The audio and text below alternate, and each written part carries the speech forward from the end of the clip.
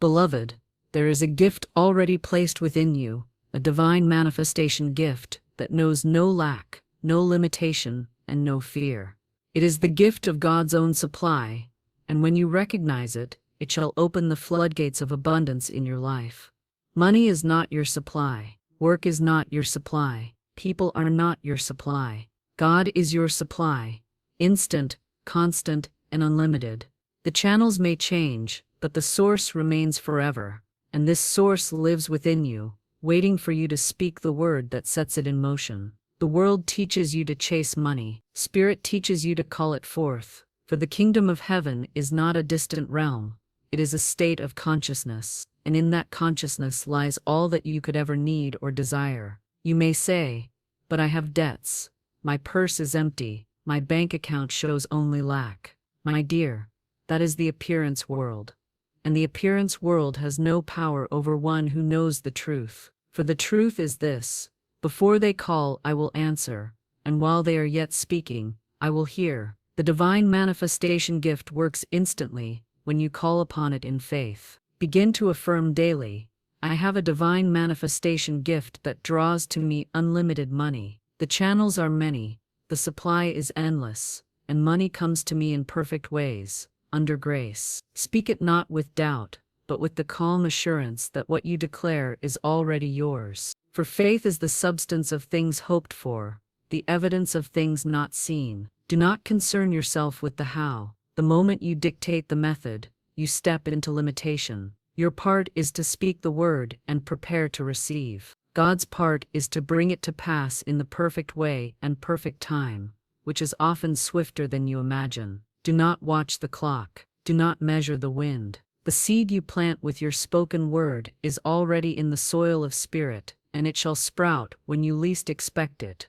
perhaps through an opportunity, a gift, an increase, or even a seeming miracle. When fear whispers, "What if it doesn't work?" answer boldly, "It is working now. I have received it in spirit. It will manifest in form. My divine manifestation gift never fails." And so it is. Beloved, the moment you truly understand that God, and not money, is your source of supply, you step into a freedom that the world cannot give and cannot take away. People think they must toil endlessly, chase opportunities, and cling to certain jobs, businesses, or benefactors, as though their very life depended on it. But I tell you, all these are but channels, temporary conduits, through which the divine sends its abundance to you. They may open and close, rise and fall, shift and change, but the source remains constant. It is never diminished, never delayed, never uncertain. Your true supply comes from the infinite mind of God, and when you are rooted in that truth, you do not fear when one channel ceases, for you know that another, and yet another, shall open in perfect time. Many people's faith is in their employer, their bank account, or even their own ability to work harder. But when you put your trust in a channel instead of the source, you have placed your trust in the unstable. This is why so many live in anxiety over losing a job or a client. They have confused the pipe with the water that flows through it. The pipe may change, but the water is endless, and the flow belongs to God. When you shift your gaze from the channel to the source, you no longer cling in fear. You stand secure in the knowing that divine supply cannot be cut off. One may say, "But my wages are fixed. My income is small. How can I expect more?" To this I reply, your supply is not fixed, because God is not fixed. He is the inexhaustible storehouse of the universe, and his channels are as varied as the stars. A new position, a gift, an unexpected windfall, an inspired idea, these are all ways the divine pours into your life. I have seen people freed from lack in ways they could never have planned or imagined, because they dared to release their grip on the how, and rest in the certainty of the who. Do not fear the ebb and flow of human channels. If one closes, bless it and let it go, for the moment it closes, another is already prepared to open. I have known people who clung so tightly to a failing situation that they blocked the greater good that was waiting to come in. When you trust God as your source, you do not need to chase or force. You simply remain poised, expectant, and ready to receive. You may recall the words, Before they call, I will answer. That is the nature of the divine. The supply is already there, awaiting your recognition. You do not have to create it, you have only to align with it. And alignment comes by faith, by knowing that your prosperity is not dependent upon the actions of man, but upon the eternal law of God. Perhaps you have been told, times are hard, the economy is failing, people are struggling. My dear, that is the language of the appearance world. The spiritual truth is that God's economy is never in crisis. In His economy, there is no shortage, no depression, no lack of opportunity. When you stand in that truth, you are lifted out of the common lot of man and placed in the divine flow, where ideas, resources, and blessings move to you with ease. I remember a woman who came to me in great distress, for her husband had lost his position, and there seemed to be no prospects ahead. She feared they would not be able to pay their bills. I told her, release the belief that your husband is your supply. He is a channel, yes, but God is your source, and God has 1,000 ways to bless you that you know not of. We affirmed together that new channels of supply would open, under grace, in perfect ways. Within a week her husband was offered a better position with higher pay, and in the meantime, unexpected money arrived through a completely different source. That is the nature of divine supply. It does not trickle, it flows, and it can come from directions you never considered. So you see, when you trust in God as your supply, you step into a vastness that human reasoning cannot contain. You are no longer bound by the paycheck, the customer list, or the market condition. You are fed by the storehouse of heaven, and heaven's storehouse is never empty. This understanding frees you from fear, and when fear is gone, the channels of supply open more freely. Fear constricts the flow, faith opens the floodgates. And yet, my dear, to live in this truth, you must be willing to release control over the method of your goods' arrival. Do not say, it must come through this job, or it must come through that person. That is the next great step, speaking the word, and releasing the how. When you dictate the means, you confine the limitless to your limited vision. But when you affirm the truth of your source, and leave the how to God, you give the divine full freedom to bless you in ways more perfect, more immediate, and more abundant than you could have arranged yourself. And so we move naturally into the next truth, for once you know your source, your part is to speak the word in faith, and then release the outcome entirely into the hands of God. This is the true art of manifestation, and it is how the divine turns your spoken word into living reality. You see, beloved, when you know that God is your unfailing source, the next great secret is this: you must speak the word, and then release the how. The spoken word is not mere speech, it is the vibration of faith, the creative command that sets the law of supply into action. Every word you speak is a seed sown into the garden of your life, and when spoken with faith, it must produce after its kind. This is why idle words, words of doubt, and words of fear are so dangerous. They are weeds that choke the harvest. But a word spoken in truth, backed by unshakable trust, is a living seed that nothing can hinder. When you say, I have a divine manifestation gift that brings me unlimited money, you are not making a wish, you are setting in motion the law of God. In that moment, your statement is a decree. It is as binding in the spiritual realm as a legal document is in the earthly realm. You are not asking for what you hope might come. You are declaring what is already yours in spirit, awaiting only the time and manner of manifestation. But here is where so many falter. They speak the word, and then they immediately begin to question it. How will it happen? Through whom will it come? What steps must I take? What if it doesn't work? And with every questioning thought, they are digging up the seed they just planted.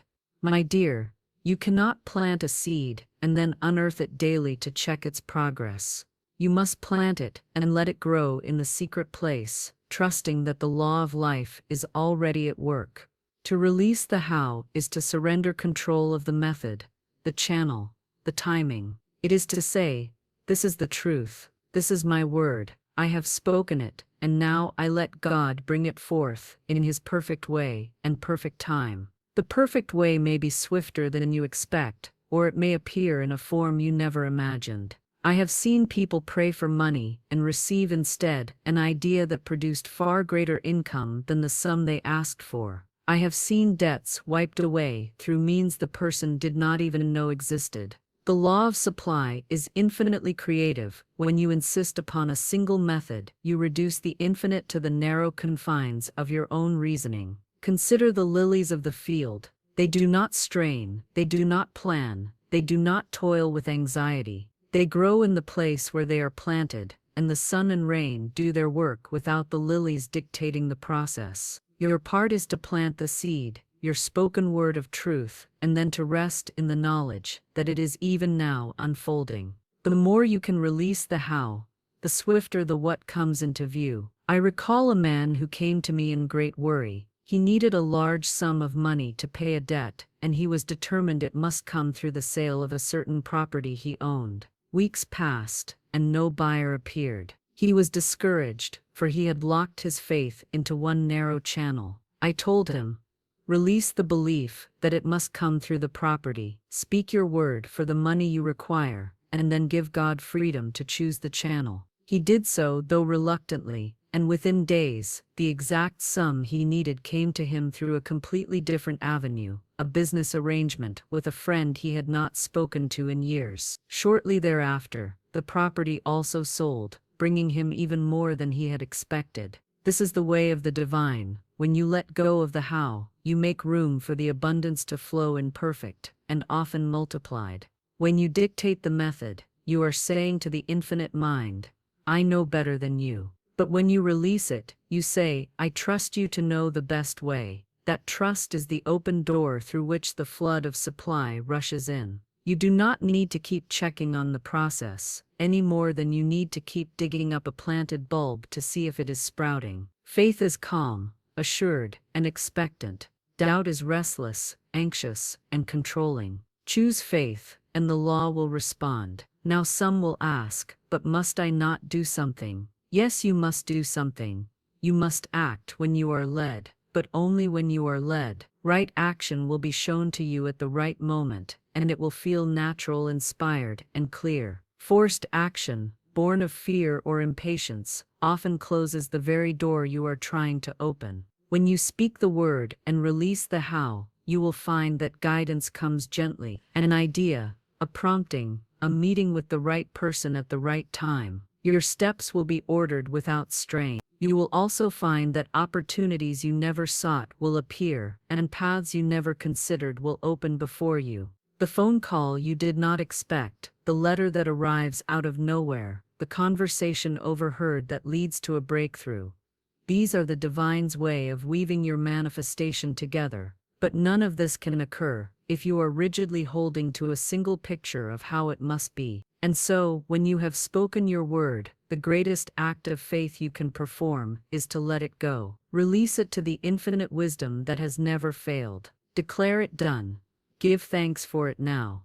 And watch as the universe moves in ways you could not have planned. For when you release the how, you step fully into the kingdom of heaven consciousness, the very place where abundance flows without limit. And that, beloved, leads us to the next truth, that this kingdom is not a distant realm, but a present reality, a state of mind into which you can step this very moment, and in that consciousness, all that you desire already exists, waiting for you to receive it. Beloved, the kingdom of heaven is not some far-off realm to be reached after a long journey, or attained only in some future life. It is here, now, a state of consciousness, in which you truly know, that all good is already yours. When you have spoken your word and released the how, you are stepping toward that consciousness, for the kingdom of heaven is nothing less than the awareness of God's perfect abundance, present and active in your life. It is the realization that you live, move, and have your being in a universe that is already complete. Nothing is missing. Nothing needs to be created.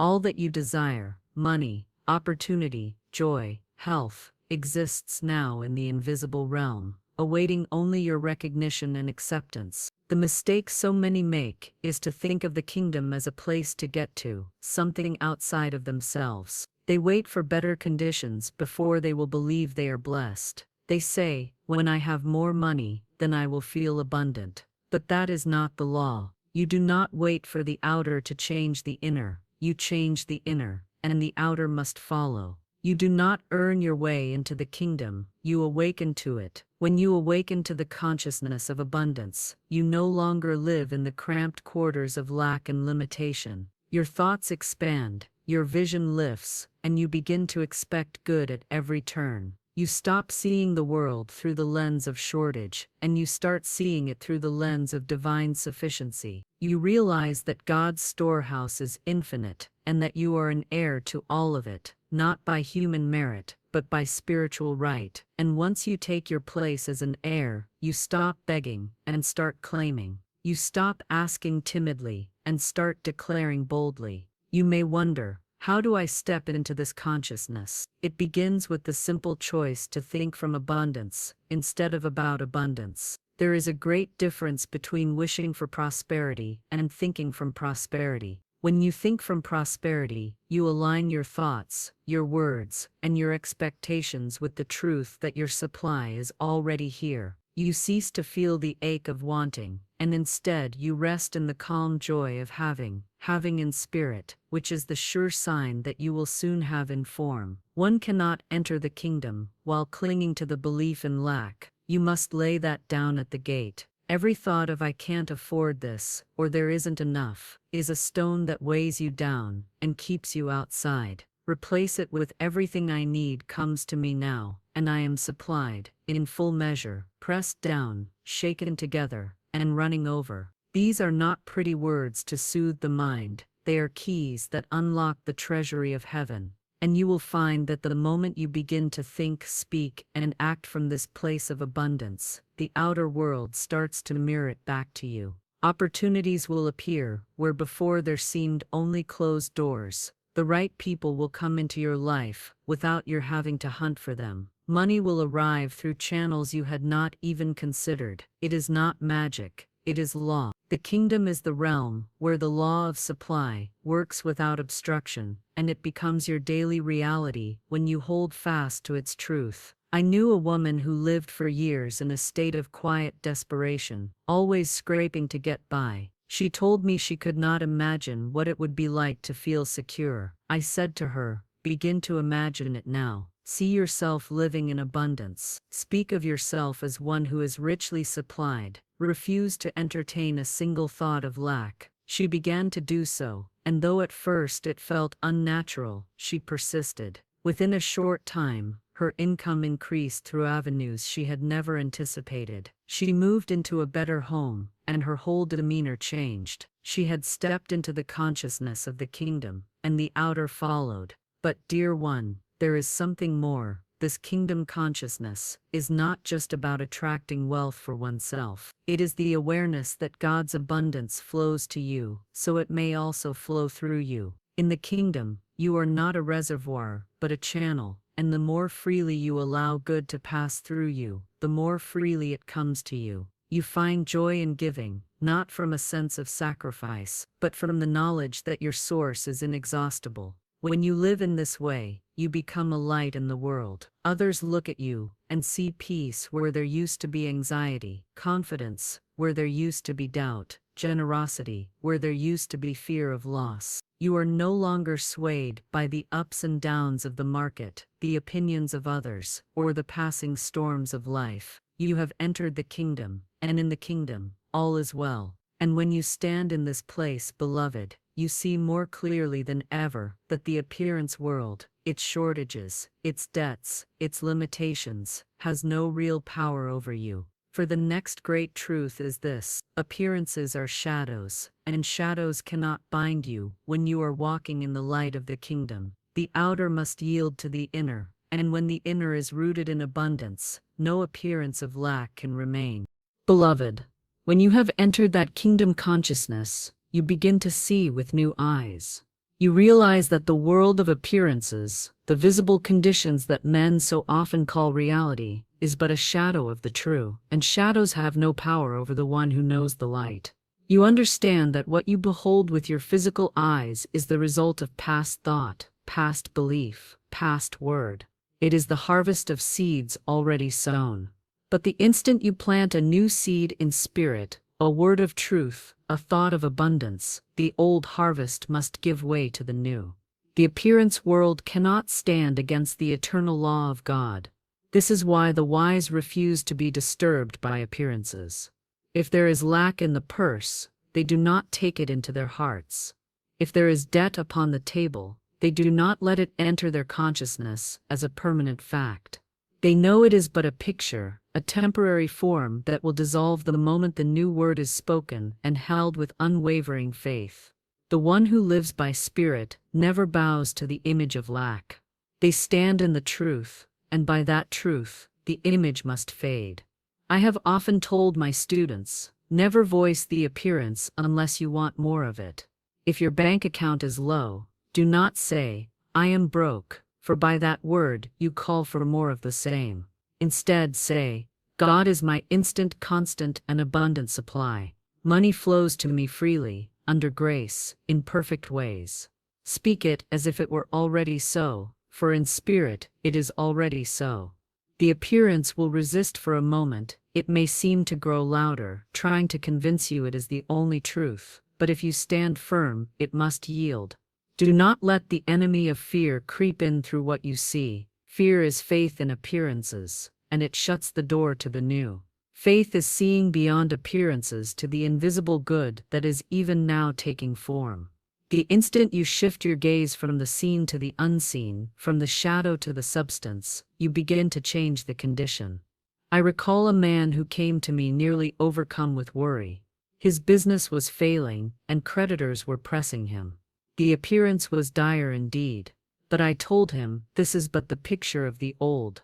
If you will stand in the truth that God is your unfailing supply, and refuse to speak a word of failure, the picture must change. He agreed, and we began daily to affirm together, every bill is paid in full. My business is divinely guided and prospers in every way. Within weeks, unexpected contracts came in, his creditors were satisfied, and his business not only recovered but expanded. The appearance world had to obey the law. You see, the appearance has no life of its own. It is animated only by the belief you give it. Withdraw your belief from the appearance, and it begins to wither. Feed your belief into the truth, and the truth begins to take form in your life. This is the secret the world does not know, that the invisible is the cause, and the visible is the effect. Change the cause, and the effect must follow. Even when the storm rages, the one rooted in truth is calm. They may see the waves, but they know the master is in the boat, and the master has already spoken, peace, be still. They do not deny that the waves are there. They deny the waves the power to sink them, and so the outer world bows to the authority of the inner. It is in this mastery over appearances that you find a deep and abiding freedom. You are no longer a victim of conditions, you are a creator of conditions. You do not wait for the world to hand you better circumstances, you speak the better circumstances into being. You do not watch the economy to decide whether you will prosper, you decide to prosper and watch as your personal economy flourishes, regardless of the world's reports.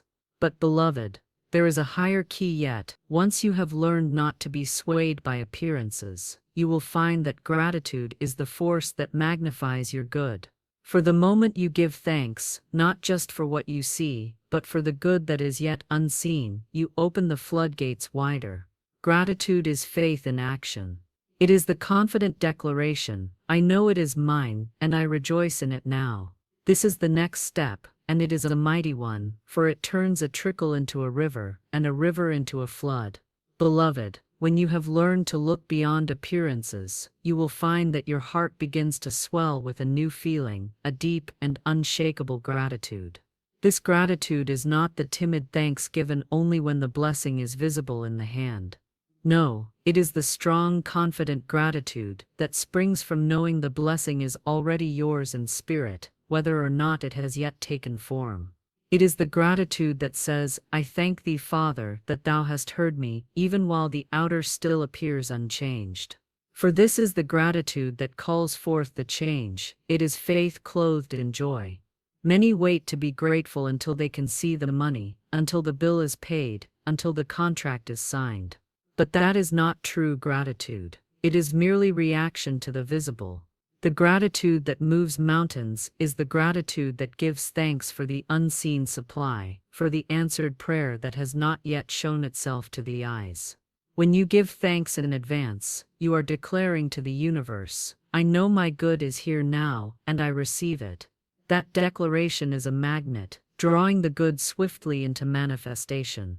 If you will practice this, you will see how quickly conditions begin to shift.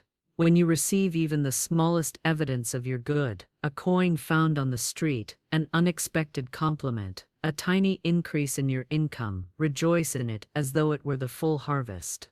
For by rejoicing over the little, you are watering the seed for the greater. Gratitude multiplies whatever it touches. It takes the loaf and the fish and feeds thousands. It turns the single jar of oil into a storehouse of plenty. There was a woman I knew who was in constant lack. She was always complaining about the smallness of her income, the high price of goods, the difficulty of life. I told her, you are speaking curses over your own supply. Begin instead to bless every penny that comes to you. Give thanks for every dollar as though it were 10,000. See each coin as a messenger of abundance. She began to do this, though at first she thought it foolish. Within months, her income had doubled, and she told me with tears in her eyes, it was the gratitude that changed everything. My purse is no longer empty, and neither is my heart. You must understand, dear one, that gratitude is not passive. It is not simply saying thank you with your lips while your mind is still filled with doubt. True gratitude is a state of consciousness. It is the recognition of the kingdom within you and the certainty that all good is already here. It is impossible to be truly grateful and at the same time fearful, for gratitude is the language of trust. It says to God, I believe you, I trust you, and I know you never fail. Make it your habit to give thanks not only for money, but for every sign of God's goodness in your life, the roof over your head, the food on your table, the friends who love you, the opportunities that come your way. In doing so, you are attuning yourself to the vibration of abundance, and abundance will answer you in kind. The law is exact: what you praise, you raise; what you bless, you increase. If you bless your supply, it will grow. If you complain about it, it will shrink. Gratitude also frees you from the restless spirit of striving. When you are thankful for what you have now, you are no longer grasping at life with desperate hands. You are open, receptive, and at peace, and in that peace, your good finds you more easily. The anxious mind blocks the flow, the grateful heart opens it wide. You will find that when you truly live in gratitude, you no longer chase blessings, they come to you of their own accord, for you have become a magnet for them. And as you deepen in this practice, you will begin to notice a most wonderful thing. The more you give thanks, the more you have to give thanks for, and the more you give thanks again. It is a divine cycle, a spiral of increase that lifts you higher and higher, and soon you will see that your abundance is not for you alone. You will feel an irresistible desire to share it, to let it flow outward as freely as it flows in.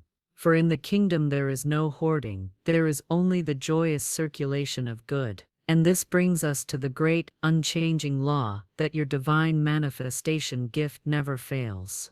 The supply that comes to you under grace is endless, because it is meant to flow through you as well as to you. You are not merely a receiver of the gift, you are also its channel, and the more you let it flow, the more the river swells.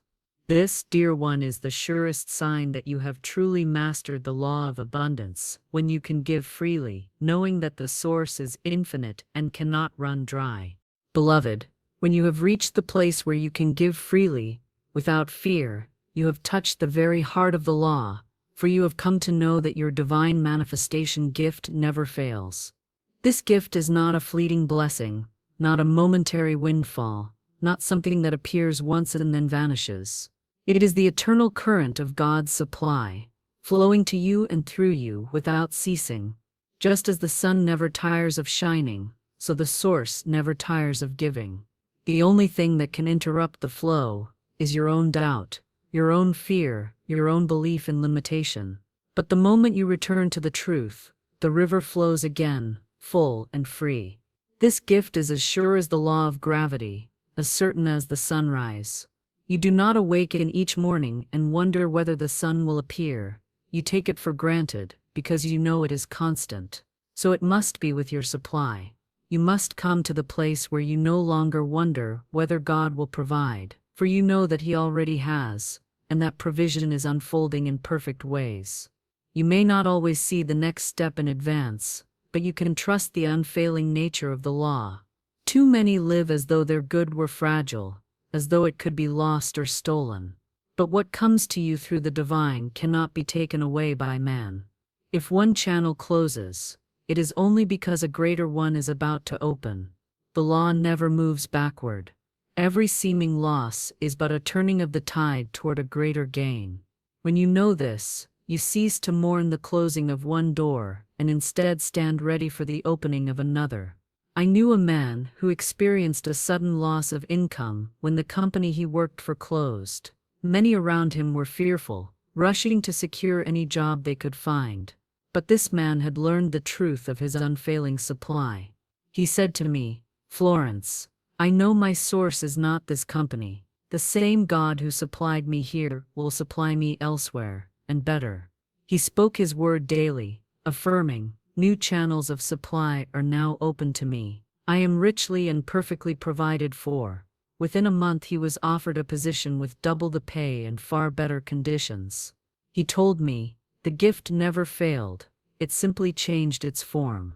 This is the beauty of living by the divine manifestation gift. You are no longer bound by appearances or limited channels. You know that supply is not dependent on any one person, job, business, or circumstance. It is rooted in the infinite, and the infinite cannot be exhausted. Your task is simply to remain open, receptive, and expectant, allowing the law to work without obstruction. And let me tell you, beloved, the law delights in multiplication. The more you use the gift, the more it grows. The more you trust it, the more freely it flows. And the more freely it flows, the more you find yourself compelled to share it. You discover that giving is not loss, but increase, for what you give in faith returns to you, multiplied. The gift never runs dry, because it is not yours alone.